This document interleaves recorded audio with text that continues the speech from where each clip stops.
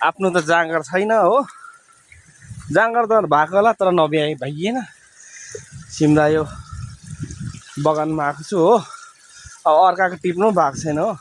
त्यो साथीलाई मेरो गाउँकै भाइ उसलाई माग्नु पर्यो। हाम्रो एसकेएमको एसकेएम सरकारको त्यो भक्त रहेछ नि त, जय एसकेएम हुनु त। एक छाक सिमरायो खाइदिउँ न। कुन कुन हो तपाईँले रोपेको यो? अनि यो माथिसम्म हो? ए ल त एक छाक टिप्दियो त ल।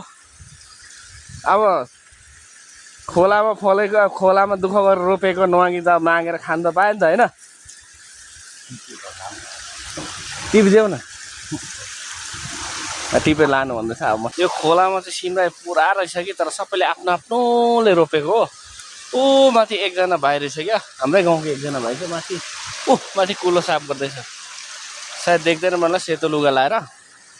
त्यो मान्छेलाई सिमरायो कि एक छाक मागेको। अब आफू रोप्नु भ्याइएन पनि अब रोपौँ भने यी ठाउँ पनि छैन हो, सबैले ठाउँ रिजर्भ गरेको छ, थाहा पनि हुँदैन कि।